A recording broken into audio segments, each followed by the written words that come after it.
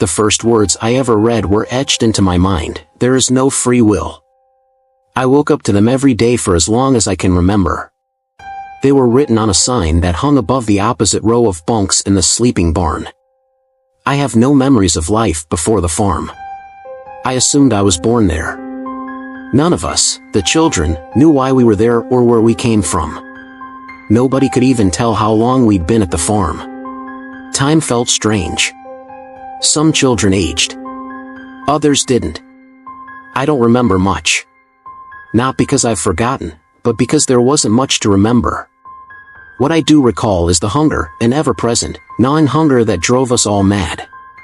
We were given 3 meals a day, but they were small, barely enough to sustain us.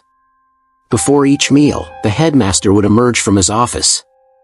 With a theatrical flair, he'd hold up a brown, label-less bottle and sprinkle a few clear drops onto the food trays. Then he'd vanish behind a steel door, leaving the meals to be slid out through a window. Nobody ever knew if their meal was safe. We'd all seen it before, children turning blue and collapsing after a single bite of the wrong plate.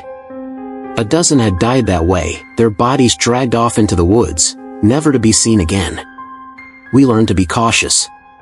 Most of us danced around the edges of our meals, nibbling cautiously. Some refused to eat at all. I was one of them. I never touched my plate. Instead, I scavenged.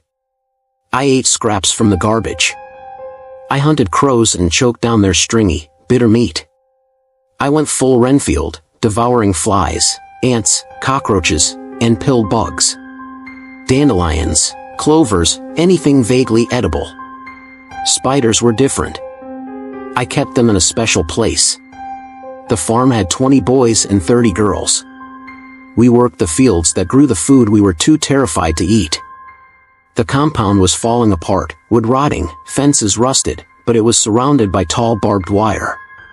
Beyond the farm lay the woods. Beyond that, the wilderness. There were no guards, no spotlights, but escape wasn't an option. The farm wasn't a prison. It was something worse. Every few weeks, Headmaster Zenon would gather us, all near 100 of us, and march us to the edge of the farm. There, he'd pull a strange brass whistle from his pocket and blow. The sound was sharp and unnatural, like the cry of something not meant to exist. Almost immediately, bloodshot German shepherds would burst from the underbrush. Their mouths foamed as they gnashed their teeth on the rusted barbed wire, shaking the fence as if trying to tear it apart. The frenzy in their eyes made it clear, they were starving, and we were prey. The headmaster would watch them with a cold smile, his eyes empty of anything human. Then he'd speak in a voice that sounded like gunshots echoing in the distance. "They're old god dogs," he'd say. "Gone rabid. I've trained them with help from one of you. They only obey me. If you run, they'll kill you, or worse. They'll make you wish you stayed here with me." He would let the words hang in the air like smoke before turning away, leaving the dogs snarling and clawing at the fence long after he'd gone. The farm offered no answers. It was a place of silence and dread. Few people ever came.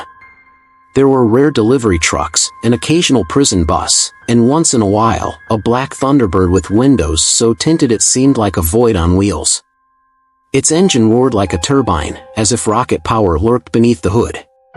None of these visitors ever dealt with us, they only spoke to the headmaster.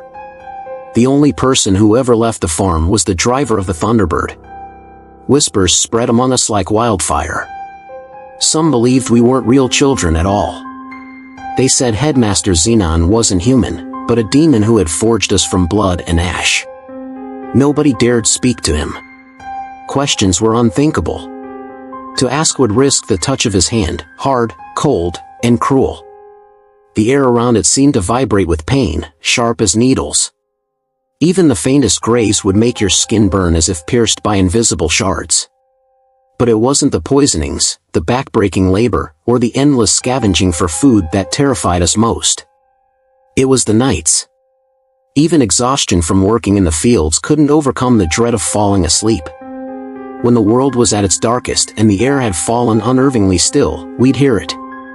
The creak of the headmaster's footsteps. Somehow, he would just be there, standing in the center of the drafty barn, silent, waiting. No warning. No reason. And that was when the real fear began. Sometimes, we'd hear the headmaster's footsteps in places no human should walk, on the roof, climbing up the walls, or even pacing across the ceiling. The sound wasn't the worst part. It was the breathing. If I close my eyes, I can still hear it, a sick, wheezing, guttural rasp. Each breath sounded like it scraped against something broken inside him, pulling air in and out like a dying engine gasping for fuel.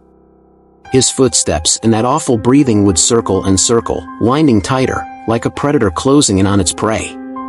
It always stopped when he heard someone cry. That's when the taken would give one final scream. Then they'd be gone, vanished with the headmaster. By morning, the missing child would be back in their bed, silent and shaking, with new marks on their skin. Sometimes, it was a smear of red and purple, as if his finger had only brushed against them. Other times, a single black fingerprint dotted their arm or neck. But the worst marks came from his entire hand. Those left a wrinkled imprint, raw and searing, like a brand pressed into flesh. We never spoke of the marks, not to each other and certainly not aloud.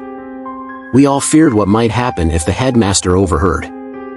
I had marks too, 3 faint finger-sized bruises on my shoulder, and once, a burning handprint on my side. But compared to the others, I considered myself lucky.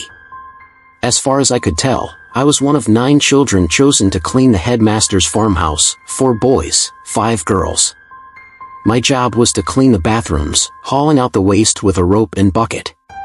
It was filthy work, but it got me inside the farmhouse, which gave me something the others didn't have, a chance to look closer. One day, when I was scrubbing the floor by the toilet, I noticed a few loose ceiling boards. Standing on the windowsill, I could just make them out. They were directly above the headmaster's toilet. That was when the idea began to form.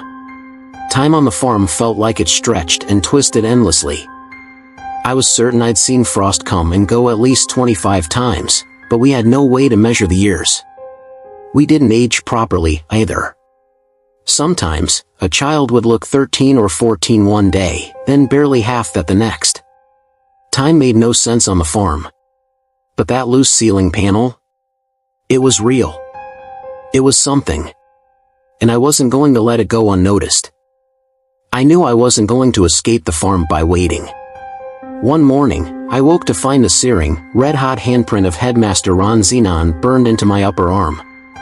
The pain was unbearable, but it also brought clarity. A hazy, starvation-fueled plan began to emerge from the fog of my mind. I went to my special place. It was a hidden spot near the sisters' quarters where I'd been keeping every black widow spider I'd ever found. Behind a loose brick on the farmhouse wall, I'd once stored 8 of them, only to discover that black widows are fiercely cannibalistic. The strongest survived. I kept hosting tournaments, pitting spider against spider until 108 black widows were reduced to just 26 of the most venomous, twitchy, bite-crazed creatures you could ever imagine. Twice, I'd been bitten during these matches, and both times, I came agonizingly close to death. But I survived. I knew a single bite wouldn't be enough to take down a monster like Zenon. The plan was ready. I'd even scavenged an old compartmentalized chocolate box from the woodpile, perfect for keeping the spiders locked away in their own tiny chambers. Everything was set. I was waiting for the right moment to strike. Then, everything changed. It was a cold day in early December when a helicopter appeared, black and menacing, like the thunderbird that occasionally visited the farm. It circled low overhead a few times, its roar slicing through the air. Ron Zenon went insane. The day after the helicopter came, he poisoned half the meals at breakfast. We watched in horror as more of us collapsed, turning blue and convulsing on the floor. After breakfast, he led all of us outside, forming a queue by the chicken slaughterhouse. One by one, he began taking children inside. The screams that followed told us everything we needed to know. Some of us panicked and ran. I was among them. Most of the runners didn't make it. Judging by the awful sounds that echoed through the compound, Zenon caught them. But he didn't catch me. For years, I had fantasized about this moment. When I wasn't listening to the sickening wheeze of his breathing or the creak of his footsteps, I was imagining what it would feel like to finally escape, or better yet, to stop him for good. Now was my chance. I hid the spiders inside the chocolate box, their tiny prison secure. Then, I climbed up through the loose ceiling boards in the bathroom and tucked myself into the crawlspace above. The cold would bit into my skin, and the air was thick with dust, but I didn't care. The headmaster wasn't going to sleep through this kind of paranoia. But even monsters have to go eventually. Those systems didn't clean themselves. It was late by the time he arrived, his candle flickering weakly in the dark. The sound of him grunting as he pulled down his trousers masked the creak of the planks shifting above him. I moved them aside carefully, silently, and removed the lid from the box of nightmares. The box of 26 ravenous gladiators. I tipped it over, letting them rain down on the headmaster like black droplets of venom. The spiders began biting the moment they landed. Ron Xenon, terror of the farm, the demon who haunted our every moment, collapsed around the toilet. His eyes swelled shut as venom surged through his body, his face twisting in agony and surprise. His mouth opened and closed in grotesque spasms, emitting only wet, gurgling sounds as his body convulsed. He tried to swat the spiders away, crushing a few beneath his fingers, but it was too late. They were relentless. Before his vision failed completely, he looked up through the dark hole in the ceiling. His bulging, venom-swollen eyes locked on mine, my small, 7-year-old face peering down at him. I expected rage or fear. Instead, he laughed.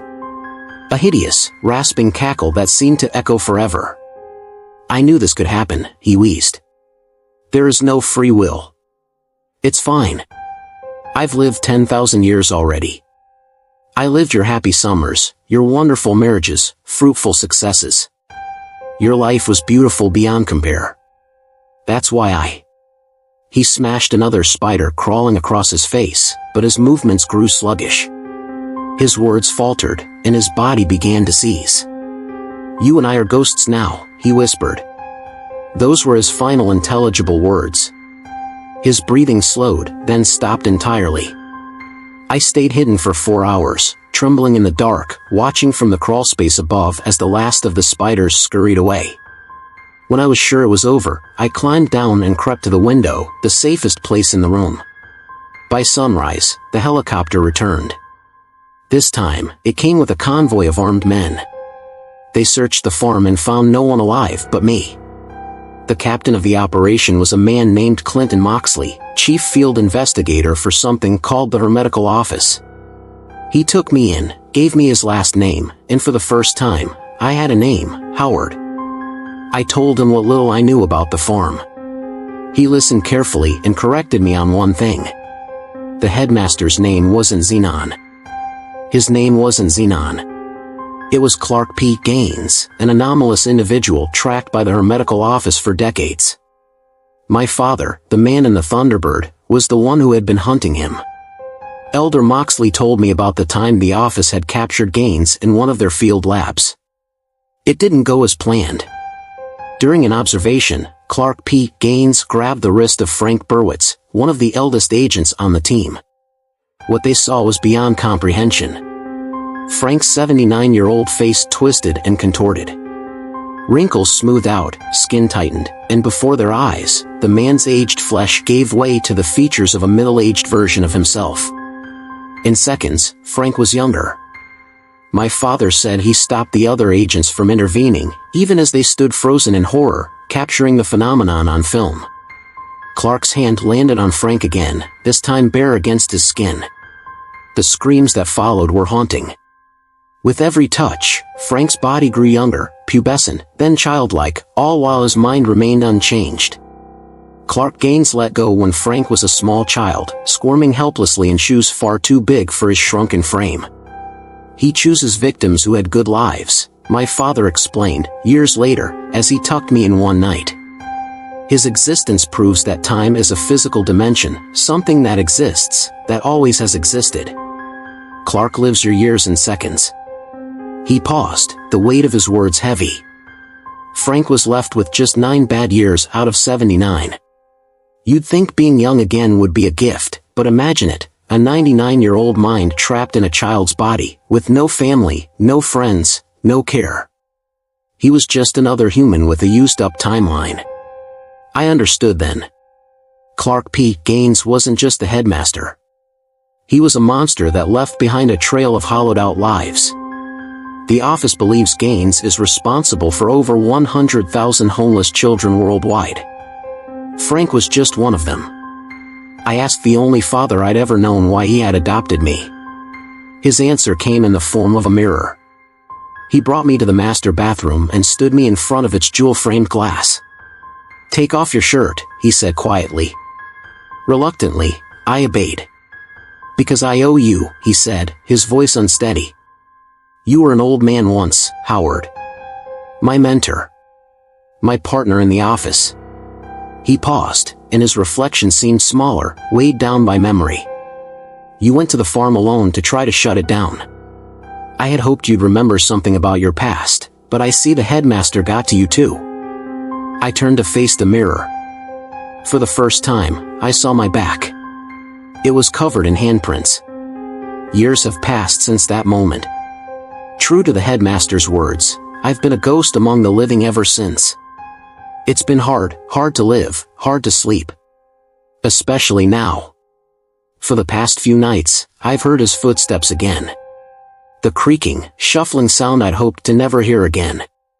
His wheezing breath, thick and labored, whispers through the darkness, right next to my bed. My father never said whether they found the headmaster's body.